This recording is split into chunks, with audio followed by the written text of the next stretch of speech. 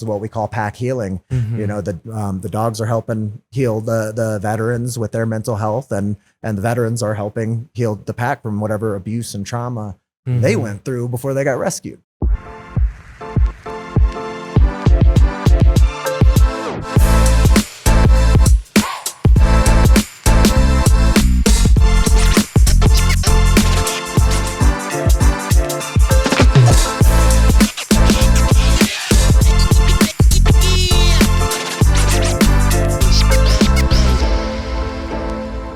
Welcome back to the COS Business Podcast, the number one podcast in Colorado Springs. Today, our highlighted sponsor is Cars Helping Charity. Yes. We'll talk a little bit more about that because our special guest here has been a friend of mine for going on 6 years now, which is absolutely insane. We've done a bunch of things together, including many, I think 4 tiny house festivals together with him. He's been on the show before. This is his third time on the show, I believe. Drew Robertson with Mattersville. How you doing, brother? Doing pretty good, man. Thanks for having me. Yeah, we have Gunnar over here. He started getting active as soon as we started going. It's like he knew we were recording or something. Yeah, well, you said action. So, yeah. Well, I mean, from just the top, because we've had you on the show before, but like I think your story is so important to tell our audience, and we have new audience growing each and every year. Just synopsis of everything gone on. Tell us the story of Mattersville, the inception of it, all the way through into what you're doing now, and then we can kind of go from there. Sure. Yeah, so Mattersville, we started back in 2013. Well, I mean, the story goes back to 2013 when I lost my best friend to PTSD suicide after his time in the Marine Corps.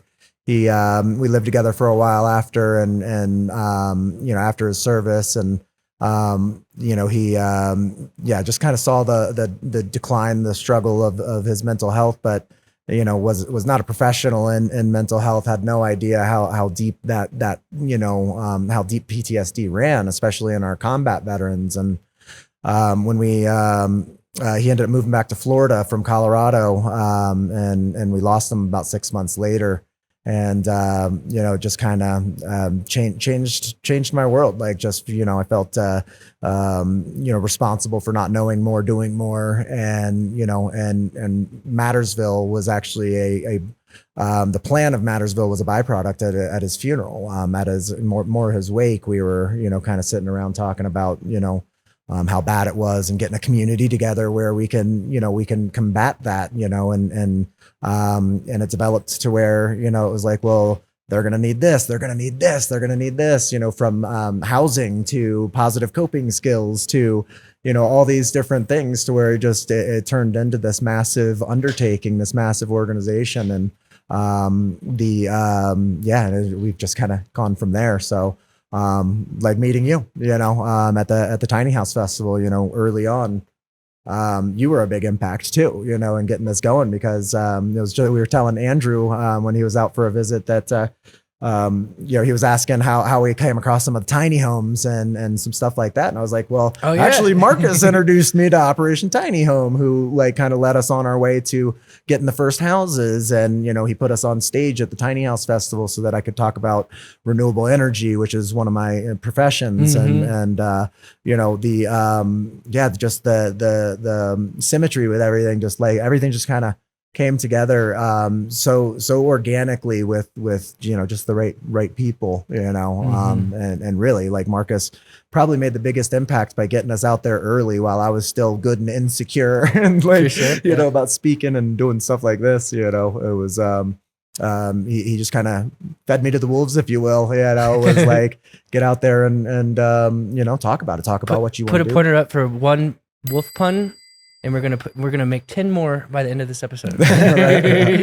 Yeah, well, I mean, and that's you know, that's where the positive coping skills came in, right? Like, everybody always asks us, where did the wolves and wolf dogs come into play? Like, you're housing veterans and PTSD and what? And you know, it's the positive coping skills behind not just the rescue. Like, Gunnar here was rescued by Jen Watson, one of our Air Force veterans that's a resident. She came to us a couple years ago. Is just amazing with the animals, right? And you know, we were all exhausted, you know, doing so many rescues this last year that you know, when Gunnar's turn came up and she kind of saw the story, she was like, you know what? That's back. It was up in upstate Vermont, and she's from that general area. And so she was, she held her hand up, was like, yeah, I'll stop and visit my mom, go rescue a wolf dog, bring him back. He was adopted by her before she even got home. I mean, it was destined to, he was destined to go with her. She took her support animal, Nala, her service animal, just a regular German Shepherd on that trip. And they just got along so well on the trip that, it was meant to be, but from the rescue to to the work behind it, to his rehab and socializing him. And it's like, she put all that, all that work into it. But meanwhile, what was she not doing? She wasn't struggling with her PTSD. She wasn't, she had so many positive, constructive coping skills throughout the process that now she stays so busy that it's really hard for the negative, intrusive thoughts start to slip into play. And so it's just, that there it is right there. What we call pack healing. The dogs are helping heal the veterans with their mental health, and the veterans are helping heal the pack from whatever abuse and trauma they went through before they got rescued, because a rescue is a rescue, meaning that you oftentimes take them from bad situations, right? Horrible situations. I mean, we've seen some of the most disgusting places I've ever seen, was just, they're all filled with animals. This last year, we rescued 34 dogs in South Carolina, not even a legal state for wolf dogs. Permit required, all kinds of stuff, but some, there was a lady that was breeding them, and she had passed away, and her husband was left with 34 dogs. We show up. I mean, tons of them are pregnant. I think actually it was 17 dogs, 17 puppies. Once the, pregnancies went through, which he was like, oh, any day now. And then, one of the litters is born. You guys really need to come quick. And it's just like, how do you take on, 34 more animals when you've already, you have to build all the enclosures. We did. and so we did, and it was a incredible year. I mean, this year, cause, we've built more enclosures than any other year, any other 2 years, I think, combined, to build out Yoder. Cause, we also consolidated our Kansas property to here, because the zoning wasn't working out. The landlord that was donating the property to us was mostly, kind of full of it. She was just leading us on and trying to get us to do a bunch of work for her property without, actually having the intentions of finalizing anything. So we were, we once the Yoda put up her property Instagram came, handle right here. No, I'm just kidding. Shout her out. No, I'm just kidding. No, I don't want to do that. But but once we got the Yoder property, it was like, well, we're too spread out anyways. Like let's rein it all in close to home base, and that way we have a close annex with more housing for veterans, with more everything. So the ability to do tiny homes there, live sustainably. We got this huge solar donation from our friends at Univix Power Solutions. Yeah, dude. Put up their Instagram handle for real. Yeah, seriously, put theirs up. I mean, 36 390 watt solar panels, over 20 250 amp batteries, and tons of their custom inverters. Like they're the best because they're plug and play. Like I literally sought these guys out, Univix, and like lo and behold, the owner and inventor of all this stuff, Chris Milner, he calls me back himself, and he was just like, "You're like probably the most enthusiastic about solar energy I've ever met." Just like, but yours does this, it does that, So everything's all built into this one system to where you basically, as long as you match the right batteries, and you still want a professional involved, and which you are, by the way, right? I am, yeah. And Chris Milner, but any Univix themselves will literally coach anybody through what their needs are. Based on what their energy usage is, right? So they don't try and oversell it, especially an off-grid system. You want to have enough, but too much is just going to cost an arm and a leg, right? Just in extra batteries. So they'll coach a custom system based off of all their different inverter sizes. But the best part is all of it's built in, the charge controllers, the inverter, just easy to read controls to where once it's built, even a novice can be taught the basics of how to operate these systems and determine if something's wrong with it, like something's not working right or something came unplugged or whatever, things can definitely happen. But It's just amazing what it's done for the Yoder property, because we now have like enough power for everybody. I'm just trying to keep up with building it all. Which we were doing yesterday. We were racking panels yesterday while you were there. Yeah. We're going to take a quick break and thank our sponsors. Storybook Destinations. Storybook Destinations makes planning your magical Disney vacation effortless. From Disney cruises to Disneyland and beyond, they handle all the details so you can focus on the fun. Visit StorybookDestinations.com to start your adventure. That's StorybookDestinations.com. Pinnacle Advanced Primary Care. Skip the healthcare hassle with Pinnacle Advanced Primary Care. Direct primary care for a simple monthly fee, putting health first. No insurance needed. Experience personalized care that's as unique as every individual. Visit PinnacleAPC.com to learn more. That's PinnacleAPC.com. Franchise Succeed. Grow any business with Franchise Succeed. From development to expansion, turning small businesses into national brands through franchising. Start scaling up with a free consultation at franchisesucceed.com today. That's franchisesucceed.com. Planet Duct. Breathe easier with Planet Duct, Colorado Springs' premier air duct cleaning service. Powerful vacuum trucks rid homes of allergens and dust. Clear the air by visiting planetduct.com. That's planetduct.com. Epic Eyewear. Elevate style with Epic Eyewear. Innovative designs meet unmatched quality, ensuring a great look and better vision. Discover your next pair of shades at epiceyewear.com. That's epiceyewear.com, spelled EPOCH eyewear.com. And we're running a special discount right now, Andrew. It's COSBP15 for 15% off your 15% off your freaking order at epiceyewear.com. We're wearing the sunglasses right now. If you're watching, listening on the audio, definitely check out the video so you can see and check out how epic they are. EPOCH eyewear.com. Eyewear.com. Awesome Home Services. Awesome Home Services provides reliable electrical, plumbing, and HVAC services in Colorado Springs and surrounding areas. Whether you need emergency repairs for routine maintenance, they're available 24/7 to keep your home running smoothly. Visit awesomeservice.com. That's awesomeservice.com. Or give them a call at 719-370-0911 to schedule your service today. Now we will get back to this episode. Yeah, Jen's system, we had put enough power up for her to get started and everything else, and then we were focusing on some of the other ones. But we were in there. Now she's set.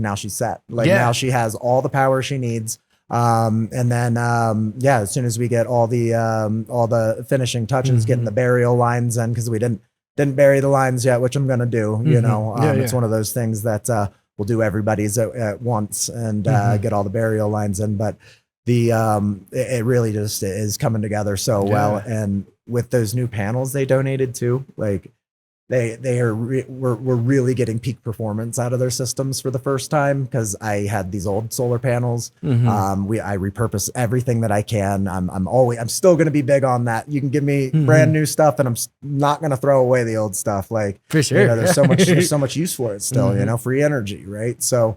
The new stuff is really just bringing the best out of the systems, and it's just really cool because I'm so used to working with the older stuff. When I get this new stuff, man, it's like Christmas, even though it's not even for my house. It was for Jen's house or for the new housing. It's probably fun to work with though. It is. Yeah. It is. Can you talk a little bit about your background with solar stuff? Because I want people to know, you're a legit mofo. Yeah. So I went to Solar Energy International, which was it's a trade school where it's solely focused on you can get into electrical and all the basics of normal AC electric work and stuff like that, but this is dealing with taking everything from DC to AC.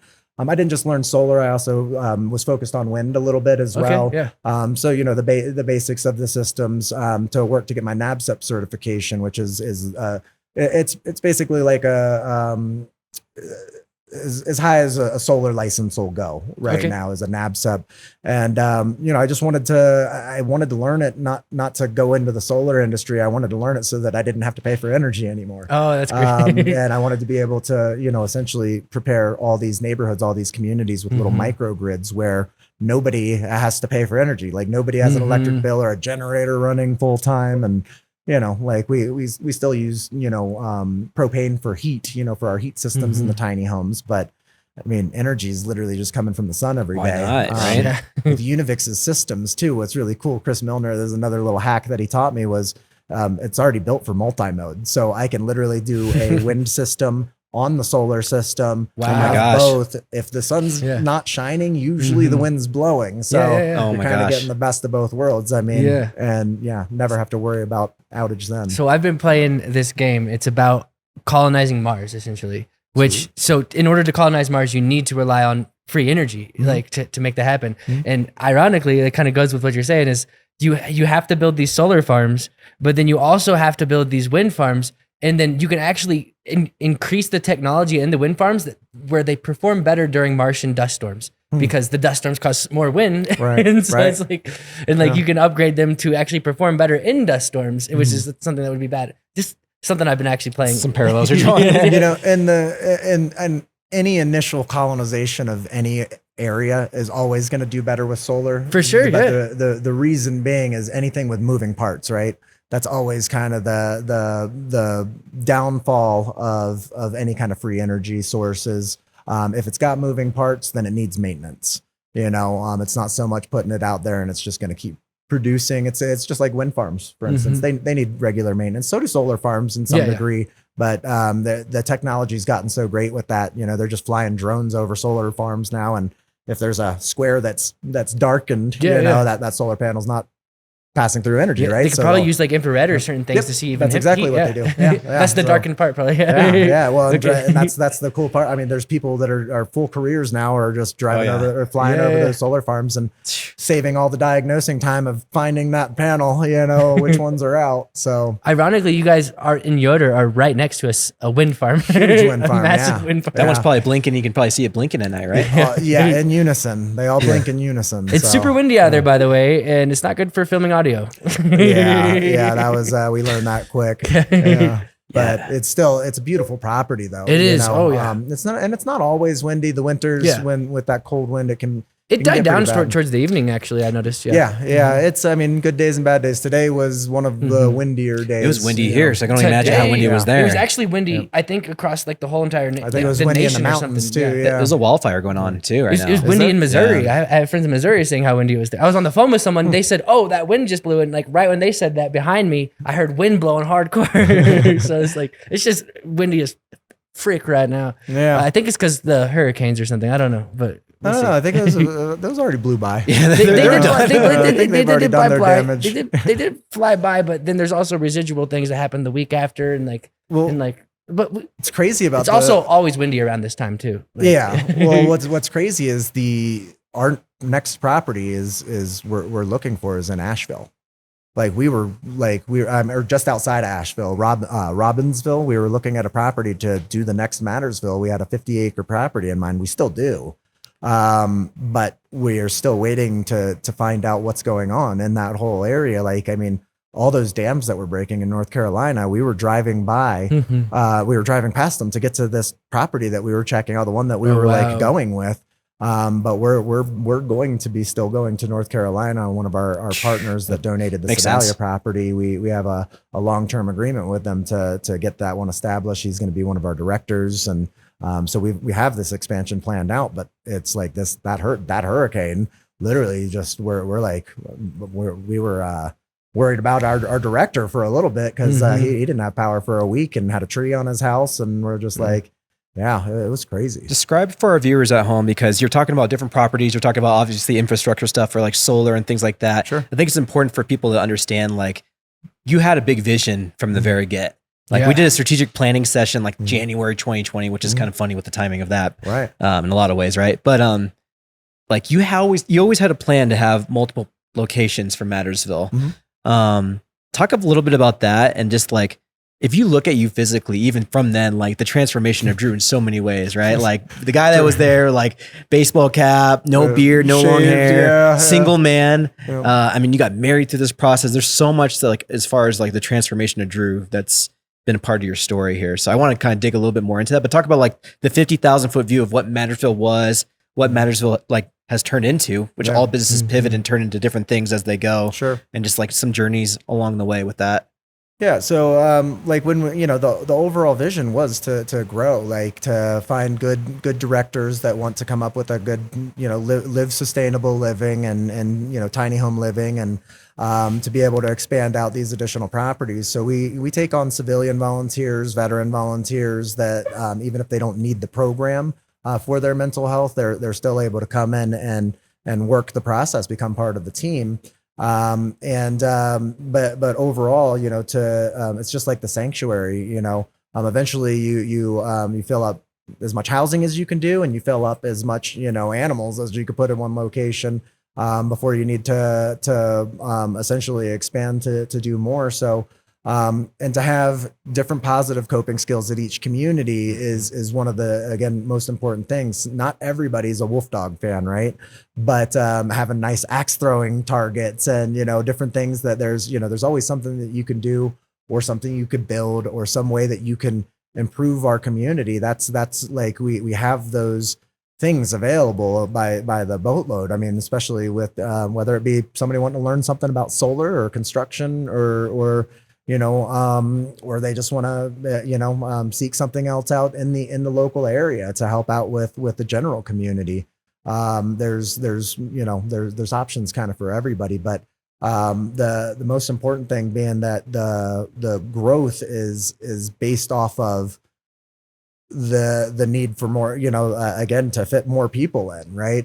We're constantly having to improve and build on housing, because there's always another person that's like, I need this, but how do I get started? And so having starter houses that lead people to their permanent tiny houses or their permanent housing plan, whatever it may be, there's a process. So, but sometimes we end up with an incredible amount of space, and then a group will move on, and then we end up with a lot of empty space again, and right, but it's but yeah, it kind of ebbs and flows. But out east, there's so many people that see our programs on social media and stuff like that. And out east, there's a big need for it. And we've seen, veterans out there struggling. We see sanctuaries out there struggling, and our programs, they add value to the community. They, people seek us out, and they already drive all the way to Colorado from all over the country to see us. And so, making more local places available is the dream, because somebody shouldn't have to drive across the country to get the kind of mental health support that we offer. And it's not therapy necessarily, not traditional therapy, but it is like the best mental health support, because the moment you arrive, we're going to keep you busy. We've got so much stuff to do that it's like, oh, you're not going to be thinking about anything trauma related, because you're going to be over there building that fence, or you're going to be doing this, or working with the horses. Like, right after he left yesterday, I was chasing the horses around trying to get them back into the, stalls for, so, and it's 40 acres. Yeah, that one's 40 acres. So yeah, it takes a little, it's half a mile like driveway. So from from our gate to the housing. So, yeah. And the horses always, know to run to the other side when I'm looking for them too. Yeah. So, yeah. Well, that's super important. Like, I've been around them for a long time too, since a lot of the inception of this. And you find that these veterans, they come into this program and they just want to help. They want to feel fulfilled, and they bring so much energy and so much focus into like a medial task, but you're going to get the best out of them. Yeah. Why do you think that is? It's very interesting. And I have my own kind of, I guess, insights into that. But as we all know, like every year we're always talking about, again, the Paul Wedgwood Award, which we'll talk about a little bit more in this episode, but like there's always someone you're like, Marcus, like I need to talk to you about so-and-so. Like they might be someone who's up for the award this year because they've done this and gone on their way. Like, why do you think that you draw those people? And then why do you think out of those people, there's another group of people who are just like, they'll do anything. And they just are so focused on the mission that you're trying to create with Mattersville. Yeah, I mean, it's the hero's mentality. Like a lot of the veterans just, they already had that when that, that's why they signed the dotted line in the first place, right? And so they're natural rescuers. It's the coolest thing to see that side of them come out when because I'll always take a veteran that wants to go on a rescue with me whenever we go cross country to rescue wolves, wolf dogs. Had one go with me to Alaska, down to Florida. send Jen up to Vermont. She'll go with Jenny or, again, some other, other directors and team members. But you do see the best in them because they're like, man, it's a task. There's people following the story. It's just like Gunner. The story, of watching that relationship develop with Jen and Gunner was incredible. I mean, it was, and it is super funny now because she spoils this dog so much that, after, rescuing him pretty much single-handedly, rehabbing him pretty much single-handedly, like, he literally will fake injuries now in front of her because she's such a, so she's such a spoiler with him. I always joke, about her being an enabler because, she enables the wolf dogs so much to act like babies around her, but it's everybody thinks that I'm giving her crap, but I'm actually not. Like, I actually think it's one of the coolest things of this program is watching stuff like that happen. And I'm going to crack my jokes about her being an enabler, but it's all in good fun and it's all out of love, because he's such it's, again, you see the look on their face there. She's serious, about her, actually, when I was taking him here before we left, she's like, oh, so he does this, you got to watch out for this, blah, blah, blah. And I'm like, so like a wolf dog, like, and she, and she's just like, well, yeah, but with him, it's like this and this. And I was like, yeah, you just defined a wolf dog, I was like, I've handled a couple of them. I was like, I think me and Gunner are going to be okay. I was like, it's just an interview and they're familiar with him too. We like to take a quick moment and thank our sponsors. Celebrity DJ. Celebrity DJ, where you get your events your way. Weddings, corporate events, and more. Let Celebrity DJ be your director of fun. Winner of WeddingWire.com's Couple Choice Award year after year with over 100 5-star reviews. Let Celebrity DJ bring your vision for your special event to life. Online at celebrity-dj.com. That's celebrity-dj.com. Home Day. Enhance your company's benefit package with Home Day. Home Day offers innovative real estate solutions that make home ownership simpler and more accessible for your employees. Discover how Home Day can add value to your benefits program at gethomeday.com. Neon Pig Creative. Bring brands to life with Neon Pig Creative. Dazzling designs and strategic marketing make businesses stand out. Spark creativity at neonpigcreative.com. That's neonpigcreative.com. Exponential Impact. Fuel startup success with Exponential Impact. Mentorship, resources, and support available to amplify impact. Join a community of change makers at exponentialimpact.com. That's exponentialimpact.com. Fast Signs. Fast Signs can help you with all your signage and visual marketing needs. Whether you're starting a new business or just need a signage refresh, let Fast Signs help you. Make your statement. That's fastsigns.com. Cars Helping Charities. Cars Helping Charities is a turnkey fundraising solution for nonprofits. Cars Helping Charities allows your nonprofit to accept vehicle donations, which are sold, and then the funds go to the organization. CHC is partnering with my nonprofit of choice, Mattersville, to help them raise funds through vehicle donations. Please consider donating your car to support Mattersville. CHC will pick up any car, an old clunker you have sitting in your driveway, or a car you just don't feel like selling anymore. Make sure to visit carshelpingcharities.org. That's carshelpingcharities.org. Dream Accounting Solutions. Dream Accounting Solutions provides expert outsource accounting and CFO services to include bookkeeping, payroll, and financial consulting to help you take control of your business finances. Whether you're a small business or an entrepreneur, their tailored services keep your finances in check. Visit dreamaccountingsolutions.com to schedule your consultation and simplify your financial future. Now let's get back to the show. Oh my gosh. Well, connections happen all around like we talked about. And one of the best connections probably through Mattersville in the program was like, hey, we're sitting at a strategic planning meeting held by my friend Rodney at the time, which is Rodney was awesome. He was the best. And that was like a 2-day long, big old strategic planning. Like we were really into the weeds of like everything. And it was awesome to lay that foundation on the beginning. Yeah. But who would have known one gal sitting there named Danielle, not my Danielle, but your Danielle. Yep. And again, at that moment in that time, she was just someone volunteering wanting to help for a cause. Yeah. And then like this flourishes into something beautiful. And then you end up marrying her. And like, it's just the coolest story ever. Talk a little bit about that. Cause that's important. That's like a life moment, man, that's been attached to this mission that you've been on for the past decade or so, and it's just so cool to see. Yeah, well, and she started as a volunteer, one of our earliest volunteers when we started taking in all the wolf dogs from the Rocky Mountain Wildlife Foundation, and I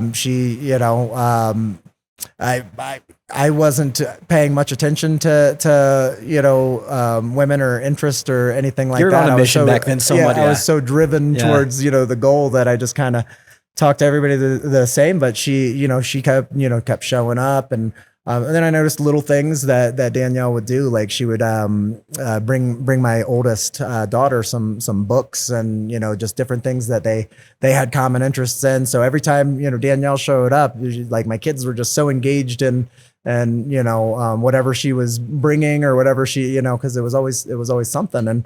And I forget who it was, but somebody was like, "God, she's so obsessed with you, or she she's always talking about you." And I was like, "Who?" Like, and like her, I was like, "Oh, for real? Like, oh, okay. Like, let me take this a little more seriously." I was like, I didn't even, didn't think somebody would want to get into this messy world of mine, but she dove right in, and she's always been the biggest supporter, because now, again, she's helping still lead this family. She runs the family basically, and because I try my best to keep up with everything with Mattersville, and she's great stepmom, great just mom in general, because she pretty much does keeps me organized on that side of my life now, so that I can put a lot of work into our goals and to the overall dream. Yeah, I love how when you started talking about, I assumed the love of your life, Gunnar started reacting. He started noticing something. I think there, like there's probably some emotions that were coming out of you that he needed to affirm. Right. Yeah, he's an attentive ESA. Yeah. Jen, like I said, Jen spoils him, so he's like, "Oh, somebody's in a good mood. That must be because of me." Yeah. Well, not only that, but like you've had your kids along for this whole journey, and they've grown up, and one's actually gone away to college, and it's just like so cool to see the journey. I mean, it's been kind of like a family. Like, you're like family to me. Like, if you think about the Tiny House Festival and all the things that we've been through for that festival alone, and like just hanging out with your kids, hanging out with you, hanging out with Danielle, hanging out with your whole crew. Not to mention that, but like, you're actually bringing tiny houses to this festival, which is not an easy feat. I don't care where you're at, like in the country, or if you're like 200 miles, 300 miles, 400 miles away. Yeah. It's a hell of a jaunt to get those suckers to a festival for 3 days. And you guys have set up year over year, like the craziest and most like complex, right? Yeah. And it was so cool when you guys arrived. It was like the party was there. Like when you guys showed up, and John Kernahan, the MC of our event, we knew like we're all in good hands, and it was going to be a good festival every single year. What's John's thing that he does with the other festivals? So he does, he runs Beloved Cabin, and then he does like a bunch of different. I don't think he's doing the festivals anymore. Oh, I didn't know that. Okay. Or he might have done his last one this year, but like he is like the face of the tiny house movement. He's got a Beloved Cabins, like his own property in Georgia. I love how he remembers everybody. Everybody. Like he's just like, "Oh, hey," if he's seen somebody again. Yes, he's a great guy. And he was in the very beginning with when I started the whole festival stuff, and he came and just hung out our 2016 festival. He came out to, and he did one that year too. And like he did, most of his were started in Georgia, then they worked their way up the East Coast. Gunnar wants to do a festival. He wants to do a tiny house festival with you guys. Oh, Gunnar wants to do a festival. There's nothing like a tiny house festival. There's nothing. He's like, he heard about it from Randog, I think, and he's like, I heard the ESAs get to go on site.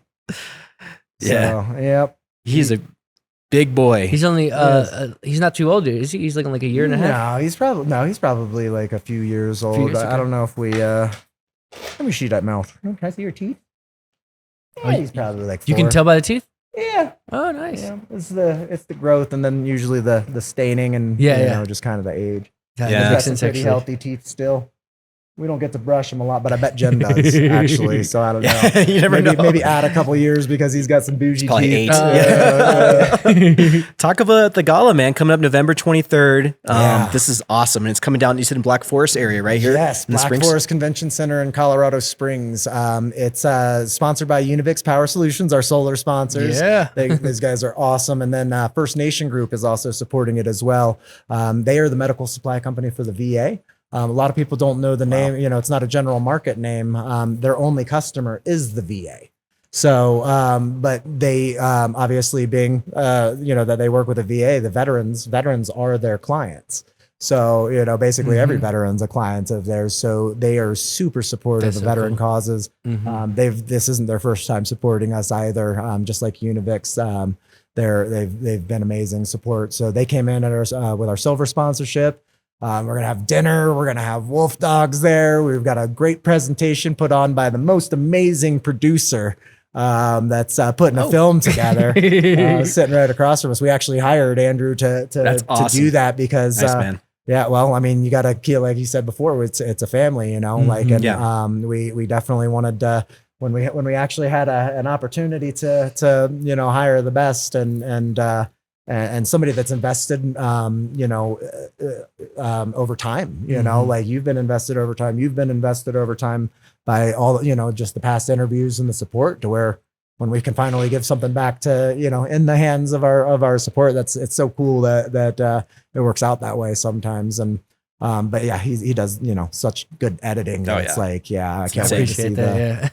We're, and that's going to be our main production. We're going to be talking about the year. He's been coming out filming, talking to the veterans. Tomorrow, he's going to have, I think,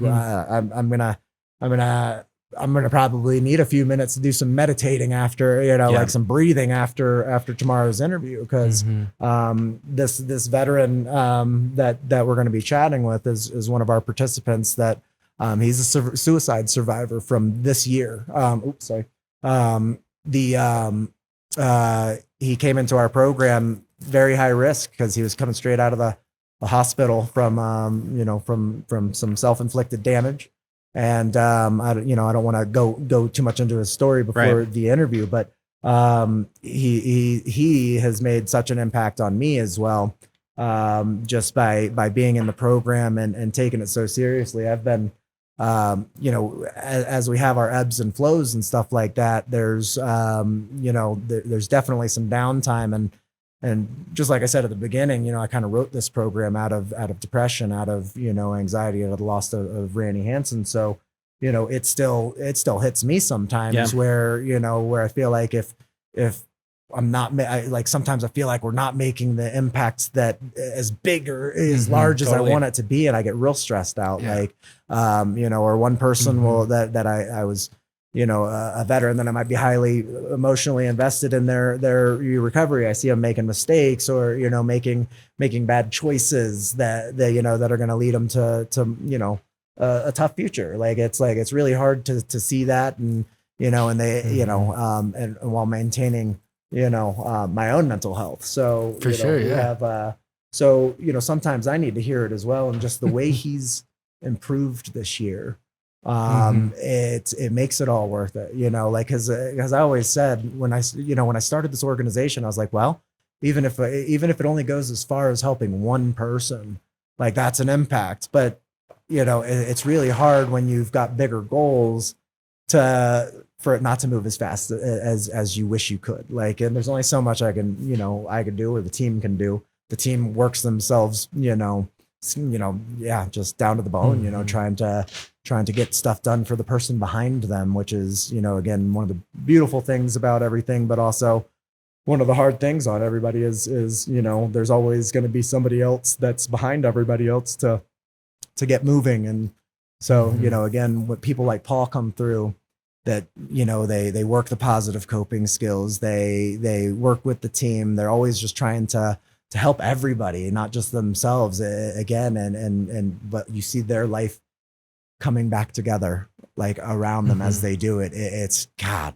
Is there therapy programs that you guys put people through? So they're besides our like talk therapy? mental health support programs, we don't do the specific therapy. We feel like it naturally kind of happens. When somebody is ready to open up about it, it's just gonna happen. There's we don't like the high pressure, rumination therapies, because those are what people like Randy Hansen would steer away from. It's like an alternative. Yeah, because not everybody wants to sit in a group and cry in front of everybody and do that kind of. It's like and resurface everything every day or every week. I think there's multiple types of therapies. That specifically is like talking through things and learning certain specific skills. Like in therapy, they teach you things about like boundaries and all this stuff and like certain mechanisms that have been proven to work, which could be helpful. And I was just curious if that was an aspect of the program. So we do require that they work with their VA, doctors, therapists, and stuff like that, because it's available to them. We've always, it would be great if we had, a mental health, psychiatrist, psychologist that wanted to volunteer their time to our veterans as an extra thing, just something that as part of our programs. We haven't had one, that necessarily has the time available to do everything pro bono, but when we do, we'll end up taking it very seriously. We've had a bunch of kind of crazier alternative programs try and implement themselves into our programs, and it never works out because the people that usually are trying to start them are a little bit it's like fringe, or it's like they're trying to go so alternative or so outside of the box that it ends up being just like, okay, that's maybe a little kooky, it's like maybe take a step back and evaluate your program, or it's kind of like a life coach that's living in his ex-wife's garage, like wait, is that put his Instagram handle up here?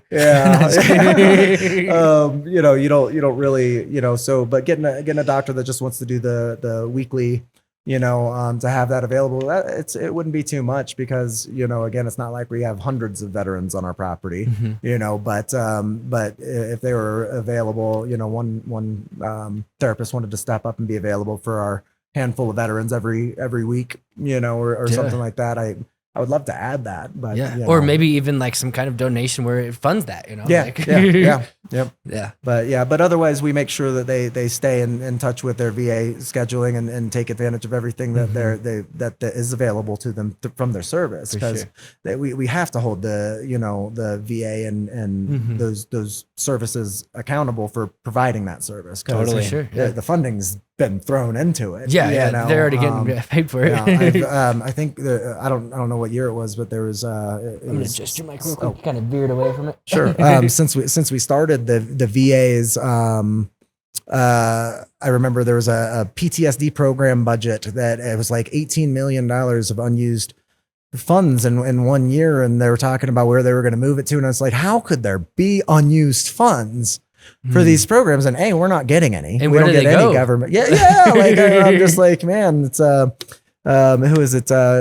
Musk wants to start that Department of Government Efficiency, and I'm for it. You know that spells Doge, right? Yeah. No, he said that. Department. Dude, he's a low key he's always joking about some little shit. Easter, You know that his Easter egg. vehicles, the models SE3 backwards 3Y, it spells sexy. Did you know that? I did not know that either. So his model XYZ That's it funny. spells sexy. I mean, it started with BFG, right? The big fucking rocket. And the big fucking rocket. No, it started with the Tesla naming, actually, and then probably actually started with some other things too, I'm sure. Yeah, well, the flamethrower. We had that flamethrower thing, whatever that was called. I'd love to get them as a sponsor, man. Like, because dude, you want me to show you numbers? Like Elon Musk, like, call me, like, seriously, like, because I mean, that's what he wants, is accountability of where the money's spent, right? Like, I mean, but I would love to get somebody to finance our programs like that, because I'll turn over all the numbers for you. Like, we already work for free, so publish it online. Who cares? Yeah, exactly. Like, here it is. But it's but the VA's, having any PTSD funds available is kind of an offense in a way, like, to me. Like, I'm like, man, we're out here, working, busting your ass, busting our asses and scrapping for money for, whatever we can get from general society. We're not getting any government funding. Like everybody thinks that because we're a 501c3 nonprofit, that sort of just gets you a blank check. It doesn't, it's, and then you have other, nonprofits that are probably taking advantage of it. And I think I know of a few stories, I won't say any names, but like where the funds are misallocated, like that happens, I think, with lots of nonprofits, actually. Oh yeah. That's the one thing for sure is anytime anything goes wrong, you can, pretty much expect an audit. You got to be careful, like as a nonprofit, because, misappropriated funds can catch up with you very quickly. There's always a paper trail. That's why I like Jenny. Like Jenny is our treasurer. She's that was a good one, right? Here's the receipts. She's been doing it since the beginning. She's an incredible. So I met Jen and Jenny yesterday. You did, yeah. And so Jenny's one of our officers, of the board of directors, and as well as a director. She's been running our book since day one. Since the strategic planning meeting, I was like, who's gonna do this? She's like, well, I'm an accountant. It's like, well, you deal with that. I was like, and you're like, I do solar. Basically. Well, it's like, and also more that and the animal care, and the rescue and stuff like that. Cause that's, that I always wanted that to be my role. Like I just as much as everybody else, have my times where, like I said, that I struggle with my mental health. I never wanted to be the people person dealing with staffing and stuff. Like I'm probably the worst person to do that, because once my mind's made up that I'm done with somebody, I'm pretty done with them, and so the team, of directors, Star, Jenny, Jen, which is now a veteran and a director, they're starting to take up a lot more of that and taking that off of my hands, because like I'll when people aren't careful or they start disrespecting any rules even for a minute, I take it very seriously. It's dangerous. We have wolves and wolf dogs around and stuff like that, and so when people stop following the protocol, like I'm pretty quick to like, you're not allowed back over there, and the other guys are a little more delicate with dealing with it. Like I've always been an intense person, so I'd rather be on my projects. Like you saw yesterday, it's like, okay, I'll go build the solar, I'll go do this, and everybody else was doing animal care and working together as like on stuff. I still work with the team on lots of stuff, but and I'll still do animal care too, but it's so much better when there's more human connection than just taking an order from a boss, right? Like somebody that's like, they're just like, focus. I've only got one focus, and it's not currently your feelings, like, because you all hold each other accountable, probably, in a sense. Yeah, exactly. Yeah. And the team does to me as well. The moment, direction starts to slip, that's kind of on me, and how I delegate that down to the other directors. I hold myself very accountable as well, which is why I work myself to death 90% of the time. But it's because again, there's always somebody that's going to be sleeping out in the cold. There's always going to especially with housing being what it is right now, and it's just getting worse. More people on the streets. I really do think, we were talking about it yesterday, I think that Boxable would be a great connection if we could make that happen. Just how the tiny house operation was a good connection. I think Operation Tiny Home. Yeah. Yes, the backwards. Dyslexia. Operation Tiny Home. I think there's lots of amazing, even if that one doesn't work, it's like there's so many amazing opportunities out there. It's like, how do we find them? How do we connect them? How do we get it right? It's right. Like, well, Tough Shed even has these new Tough Shed type tiny homes that they came out with that would be easy conversions, partnering with, I think they kind of have a partnership with like Home Depot now. And they're Denver based too, right? Colorado, Denver, and I think they have a Denver and a Colorado Springs location. I think their HQ might be Denver though. I think I think it's Utah. Okay, you probably know because you've done research. We just see a big skyscraper. We just see a skyscraper. Well, I talked to somebody from Tough Shed called me from the Tiny House Festival. I was gonna say they were trying to. I was trying to get them to sponsor one year too. Yeah, so because I met him at one at I don't know. I don't remember. But anyways, this guy calls me. He's like, I had your card in a pile for like 2 years. What were we doing? And I was just like, oh, we're this. And he's like, are you still going? Is that actually happening now? I was like, well, I didn't have a property before when I met you, but I was telling you I was still pitching the idea of what we wanted, and was hoping that maybe they would donate one. And then he told me to get with the local Home Depots because that's who they partner with, that they would love to collab on donating one. And then it just kind of died out. But again, they're new ones. Like, it's definitely worth revisiting with some Home Depots and chatting with them, or even Lowe's, I think, has different models, if not Tough Shed, to where we'd love to, again, I'd love to put some of those up, and those are great because they already have those hurricane ties and stuff that they'll strap them down. They do a great job. Like, make sure that those things don't blow away.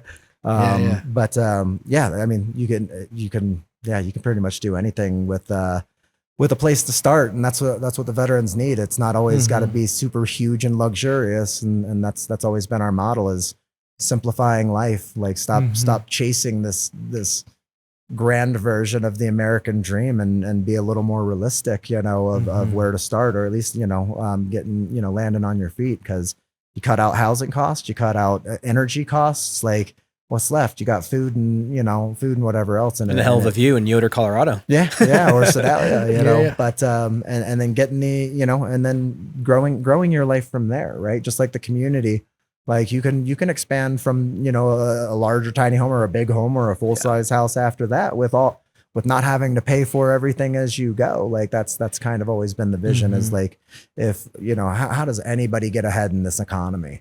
Well, like, if they don't have to pay for anything, and then all their either disability or their their salaries, whatever, are going into their future, like they're finally able to save, put it in some Dogecoin, right? Like, like, and wait for a nice little pump. Yeah. But yeah, it gives them, anybody, even our civilians that come in and live in our temporary housing for exchange for volunteering. Like, they can work part-time, to work jobs outside and have an outside income, or a work from home income, which a lot of our staff do. Our full-time staff also have full-time and home jobs. So, but they're able to, since they don't have to pay to live, they're able to bank all that. Jenny, our treasurer, she does contract work. So sometimes she gets contracts, and she, banks a little bit and prepares for her next several months in case she doesn't get another one for a little bit. And, but otherwise doesn't have to worry about housing or electric for putting in her time. Just insane. That's such a and maybe that's the new American dream, right? Is like leveraging. I mean, what is defined as American dream in your eyes? It doesn't have to be big old house, picket fence, right? Well, what's ownership? If if it could be taken away from you if you don't keep paying annually, and like, you don't really, the American dream used to be that you actually owned your property, you actually had your own separate autonomy as a That's why I'm going to little Mars. town or community, but I mean, like, it should be real ownership. And again, taxes, the taxes out of control in Colorado. I mean, we're lucky to be a nonprofit where at least we don't have to worry about we're tax exempt. So looking at what other people that are trying to get back on their feet, restart their lives, stuff like that, it's, again, how do you do that with with today's economy? It's tough. So we like to think that we're the hack for that, essentially, is build it sustainably, build it, again, we're not building everybody mansions. We're building people, a safe place to rest their head, and they take it from there, keep rebuilding your life from there. But when people have a launch pad, I think that changes everything, especially an empathetic community of people that are like, well, I've been through it. We're also going through it with you, and it's like, you're able to lift each other up a little bit easier that way.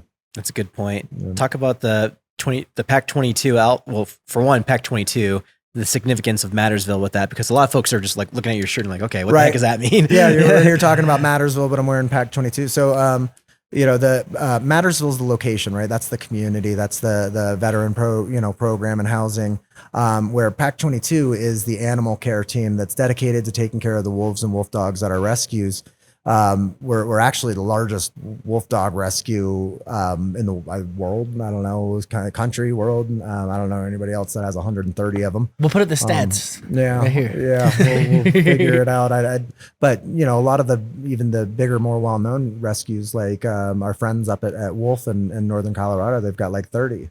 30 wolves and wolf dogs, mostly wolves. And they do amazing work. They've got an amazing facility and stuff like that. But we focus on a lot of the rescue, the rehab, and then readopt, getting them back out to houses. So, the costs of getting them in, spaying and neutering them, doing all that stuff. So Pack 22 is the team that works and builds that fundraising with and working with the animals and veteran care too, right? Yeah. Well, and they definitely should be participating in community service that is also geared towards the 22 veteran suicides a day and ending it, which is what the 22 is and Pack 22, which is what?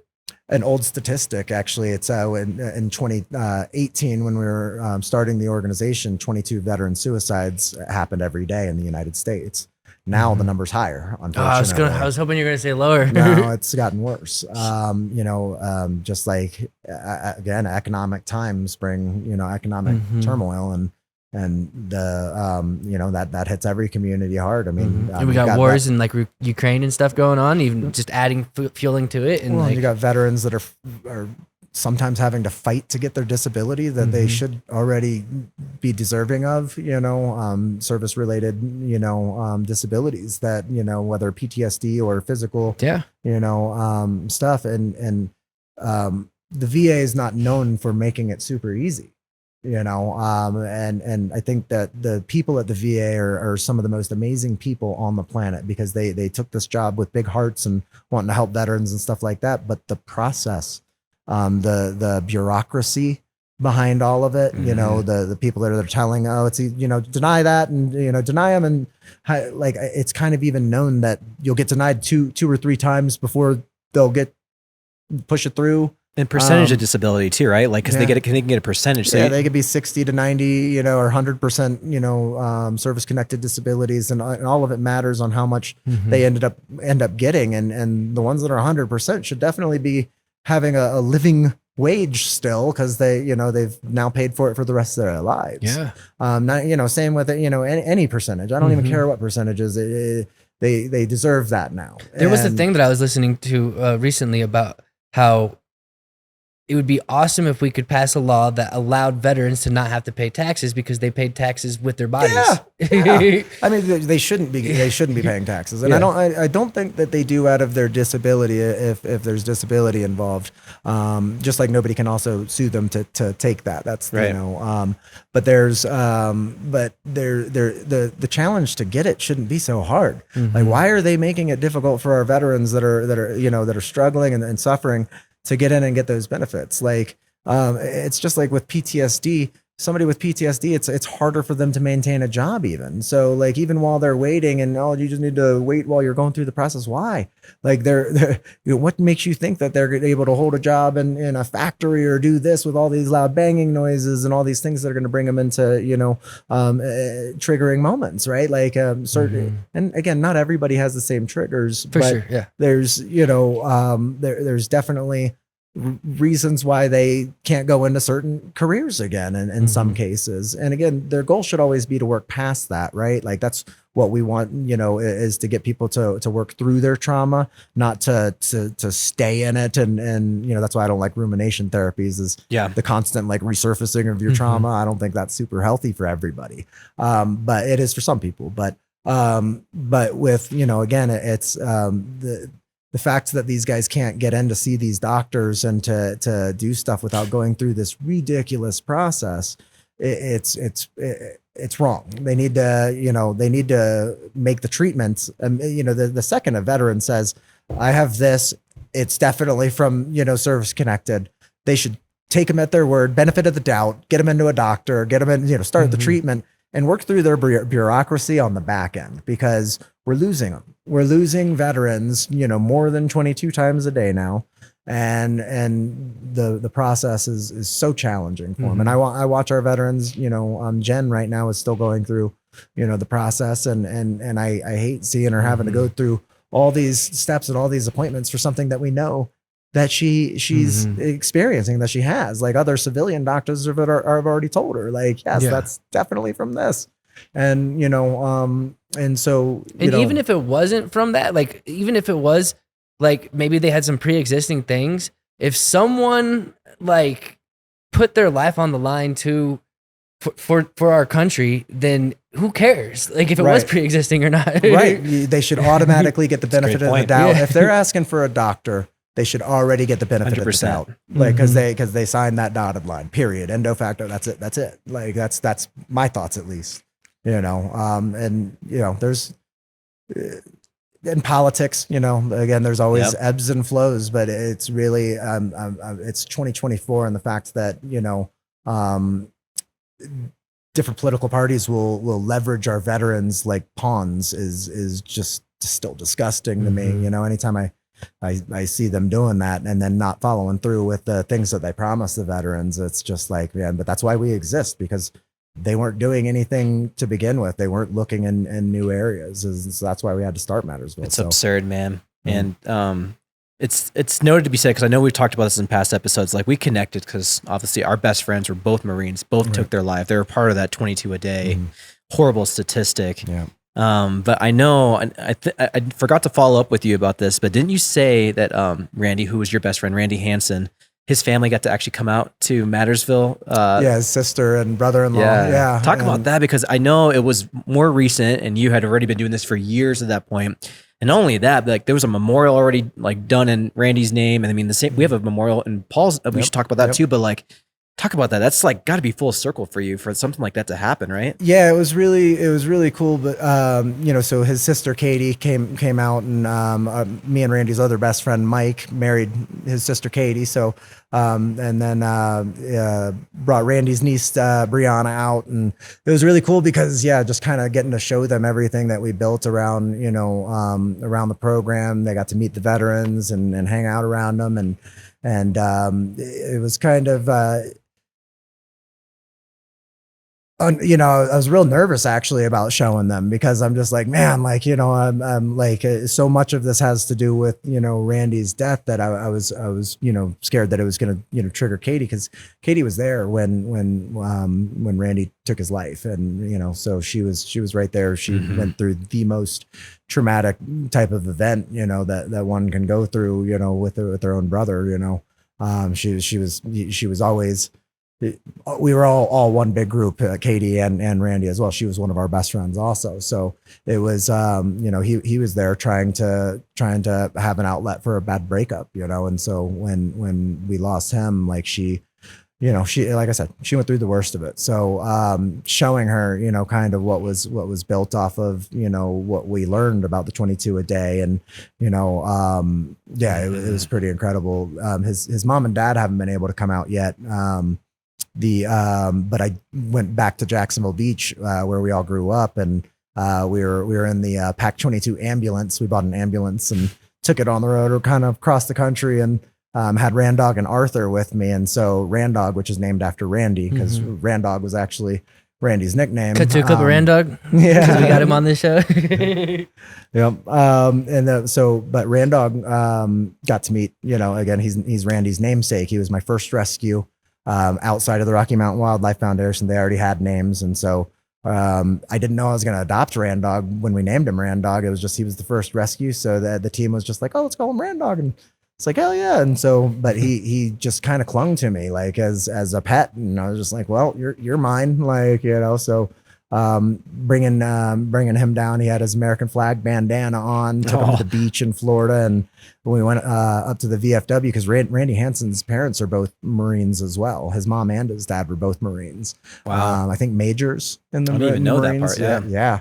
So, he was, that's why I've always said he was kind of destined to be a Marine, following in both his parents' footsteps, and, the VFW had put up a memorial for him, the local VFW in Jacks Beach. And so there was a plaque on the wall. They named the room after Randy Hansen, and their board meeting room. And it was incredible to go down there and also bring Randog and it was the weirdest thing, because Randog, like literally when he met Don, we always called him the Don, but when he met Randy's dad, Don, he was sitting at attention in like the weirdest way, to where it was almost like it was like they knew each other already or something. Yeah, it was one of the coolest moments for me, because I'm like, man, like it's his namesake, and that was his son. What? But it was just the way that Randog was just kind of like literally like just sitting chest out. Like, I mean, instead of being just instead of being all goofy, I was like, man, what the hell is going on here? That's cool, man. Very, very chilling moment for me because,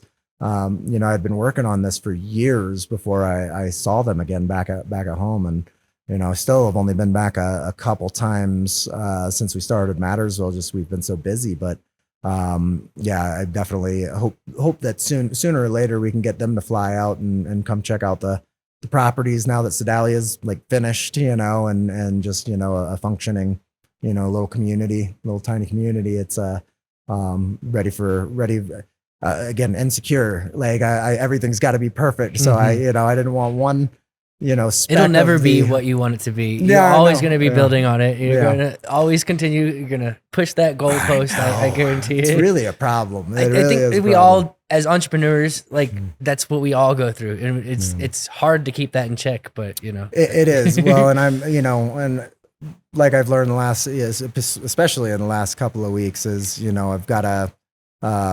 I've got to stop expecting everybody to work that, the way that you can that one day a month, like that you could just grind and start having a little more realistic expectations of people, especially broken people, because not everybody works as obsessively as me. Right. Like, and it's only a positive coping skill if it's enjoyable. Yeah. That's true. Unless it's torture, I guess.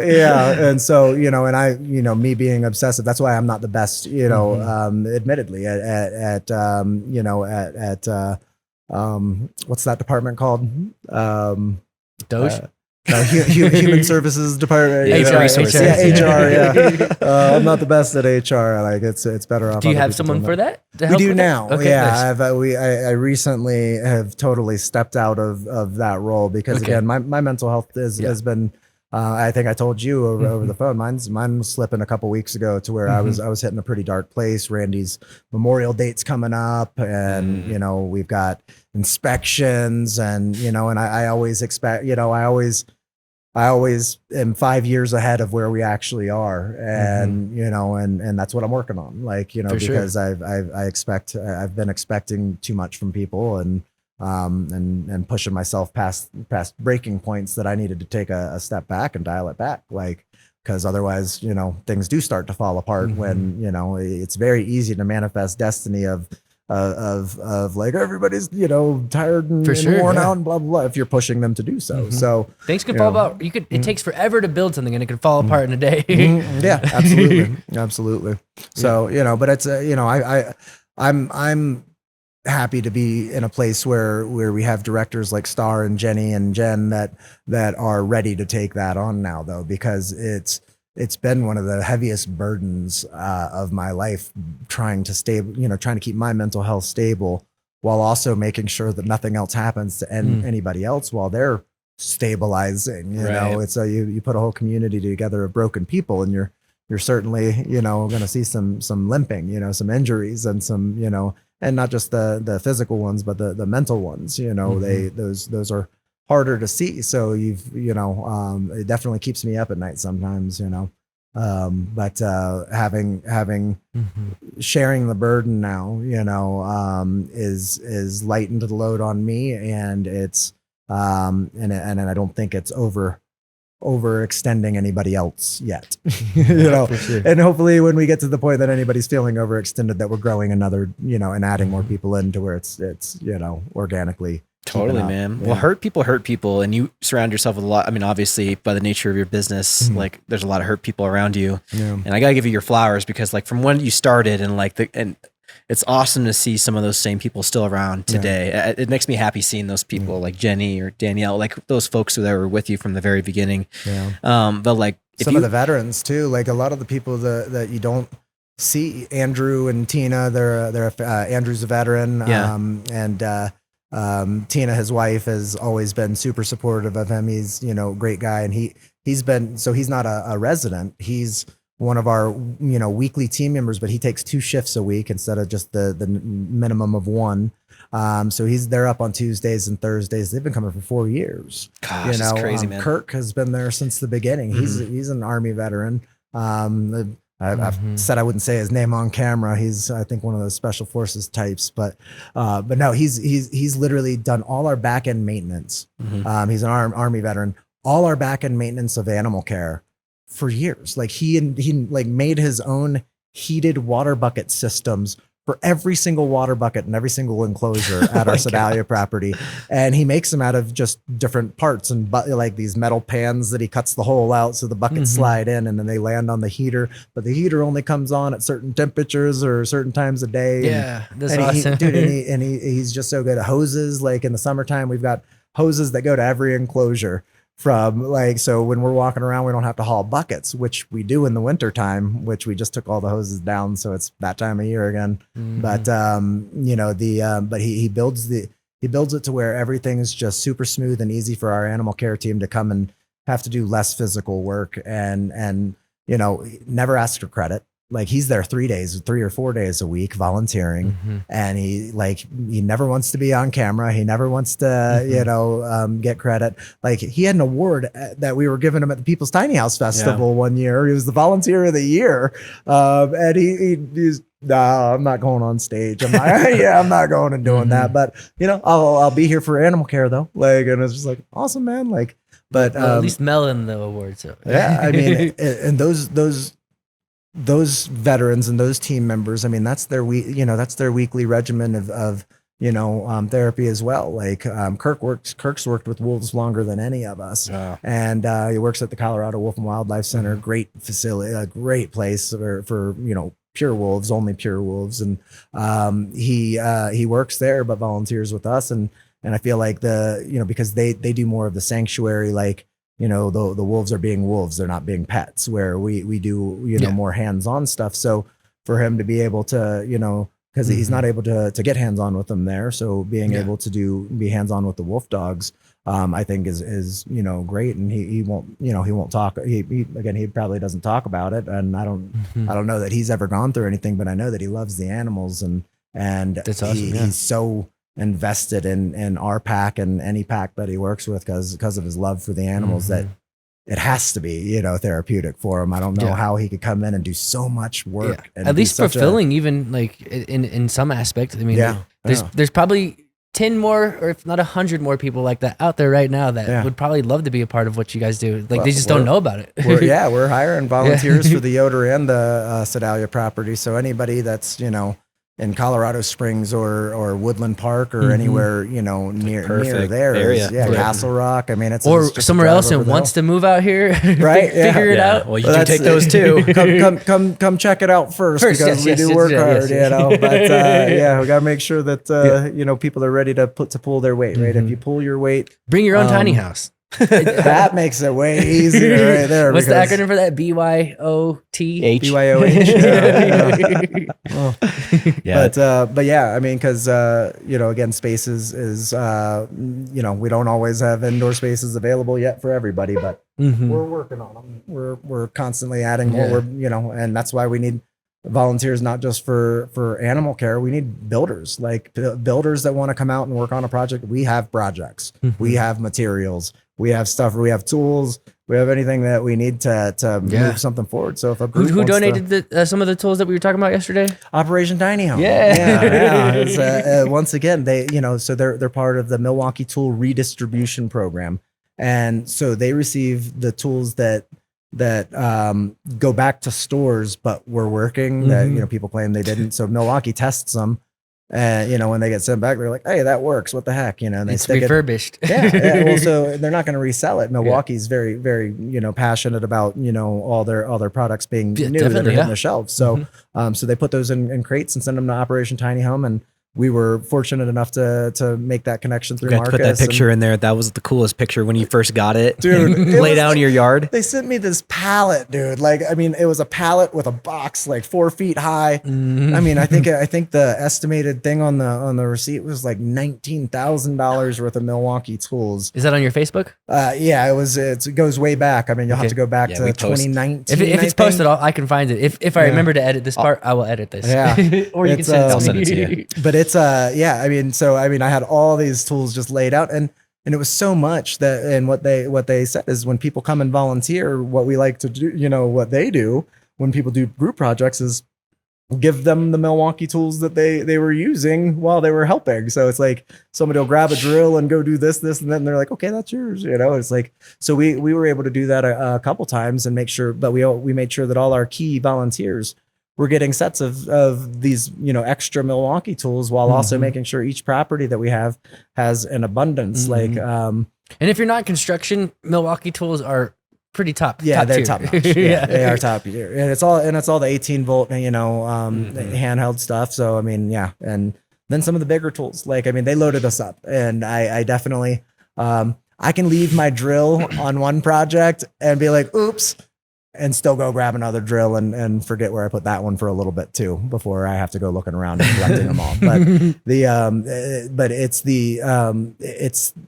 with how much we've accomplished with these tools since then, it's just incredible. Yeah. I definitely, every time every time I pull those tools out, I'm so thankful for Operation Tiny Home and the introduction, People's Tiny House Festival. You were running that, and you were like, you have to talk to her. She's great. You got to hear her story. And I'm like, and I did. I mean, hearing about her building the tiny home for her brother, and how Operation Tiny Home got started.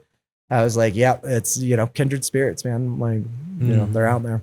It just came together like magic. Even the moment that we met, we knew that it was just going to be some kind of and it all worked within 6-7 months. It's boom, boom, boom, boom, connection, donation. It was just it forced you, like you said, the ball to get rolling real quick for Mattersville. God. It was like, okay, well, we can't go back now. It was crazy. It's like when the Rocky Mountain Wildlife Foundation, once they closed and we decided to take on the wolves and wolf dogs, it brought in this whole other element of work to do that it just really hasn't stopped kind of since I ran into you that day at where I was at some other home and garden show or something in Colorado Springs, and you and Stacy came to meet me, and I was just I almost missed you guys. And then I was like, oh, and they said, one of my team members was like, hey, these guys are looking for you over there. And I was like, them? I was like, okay, ran over and I was like, hey, and then, we ended up chatting for an hour right there in front of somebody else's booth.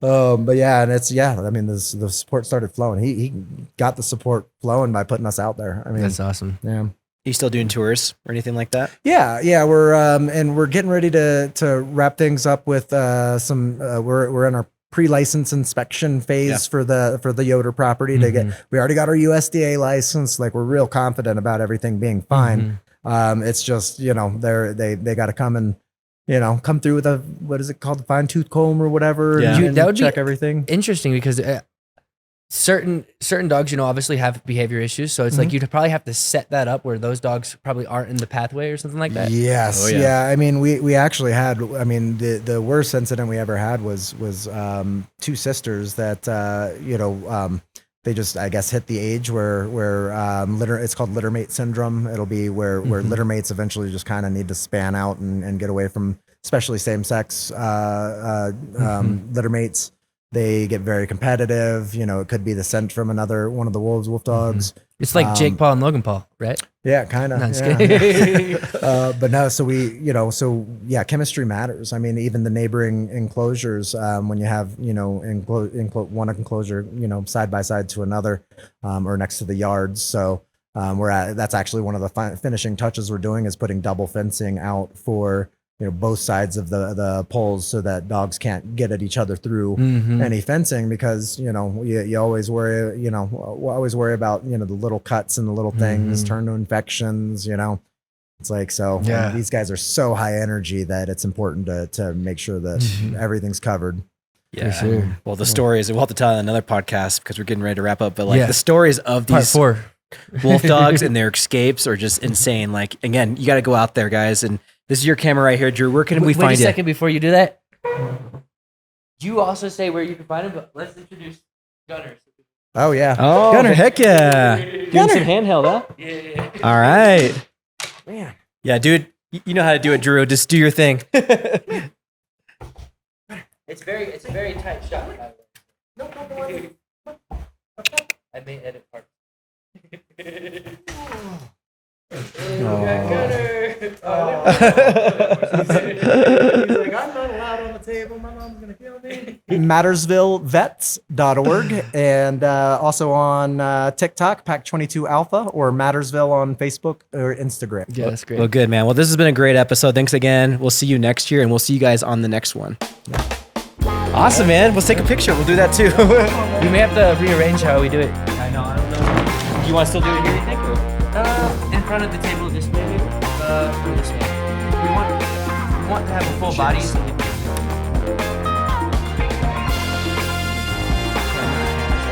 I'll go close the table.